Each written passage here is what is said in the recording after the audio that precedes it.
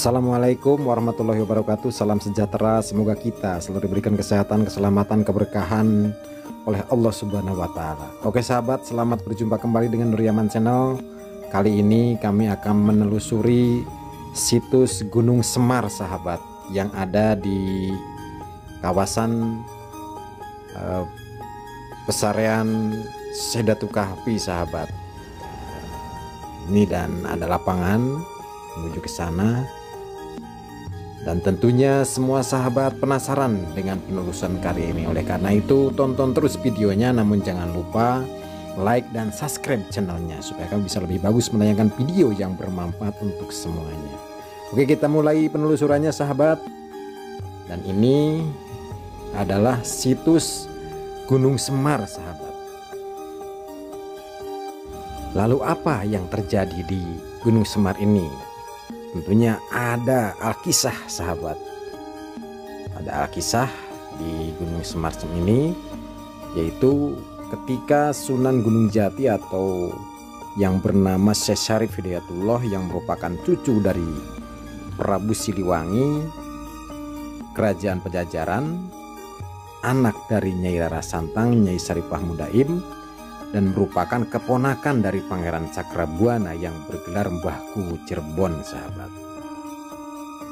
Suatu ketika Sunan Gunung Jati pada tengah malam mau beranjak sholat tahajud, namun hatinya gelisah, seperti tidak ingin sholat di tempat biasa.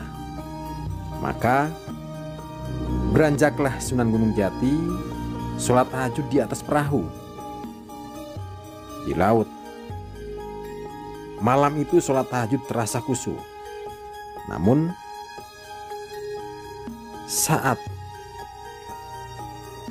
usai sholat dan wirid, ternyata Sunan Gunung Jati tersadar bahwa ia tidak lagi berada di Laut Jawa sahabat.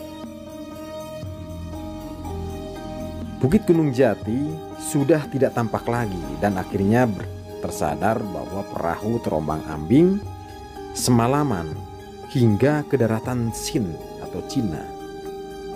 Sunan Gunung Jati tidak langsung kembali ke Cirebon dengan perahunya, tetapi membuka usaha pengobatan di daratan Cina tersebut sambil berdakwah.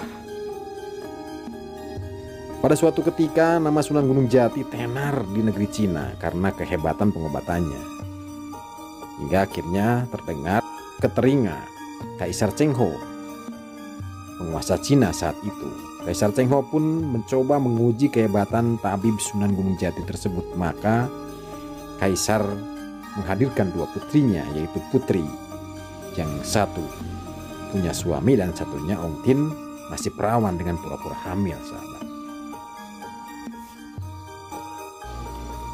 Nah ini sahabat, di atas bukit batu ini ternyata ada 3 buah tapak. Konon ini rakyat bilang atau penduduk setempat bilang ini katanya tapak Semar. Wallahu alam. Ini tapak Semar sahabat. Oke, kita teruskan ceritanya. Kisah di Gunung Semar ini sahabat. Lalu Sunan Gunung Jati disuruh memilih di antara 2 putri tersebut, di mana yang hamil. Dan ternyata Sunan Gunung Jati memilih putri Ong Tin yang hamil. Akhirnya karena Sunan Gunung Jati salah memilih, yang hamil itu adalah kakaknya, tapi Sunan Gunung Jati malah memilih putri Ong Tin. Karena salah memilih, lalu Sunan Gunung Jati diusir oleh Kaisar Cheng Ho dari Cina. Namun siapa sangka ucapan dari Sunan Gunung Jati menjadi doa yang mustajab. Putri Ong Tin hamil saat Sunan Gunung Jati pergi ke tanah Jawa, dan bokor kuningan hilang dari perutnya. Maka Putri Ong Tin pun meminta kepada ayahandanya agar pergi ke tanah Jawa untuk menikah dengan Sunan Gunung Jati. Mendengar permintaan putrinya itu untuk pergi ke tanah Jawa dengan ratusan pengawal dan membawa segala perhiasan untuk dipersembahkan kepada Sunan Gunung Jati. Sunan Gunung Jati pun merasa bahwa putri Ong Tin dari Cina itu akan datang ke tanah Jawa. Hati Sunan Gunung Jati berdebar-debar Maka Sunan Gunung Jati naik ke situs Gunung Semar. Dilihatnya dari kejauhan seperti samar-samar perahu berbendera Cina mendekat ke arahnya di Gunung Jati. Dari kejauhan juga Putri Ongtin pun melihat samar-samar wajah Sunan Gunung Jati. Hingga bertemulah mereka berdua di situs Gunung Semar. Saat itu juga Putri Ongtin masuk Islam dan mandi di Sumur Tegang Ati atau Sumur 9, dinamakan Gunung Semar karena Sunan Gunung Jati melihat kedatangan perahu rombongan Putri Ongtin terlihat samar-samar.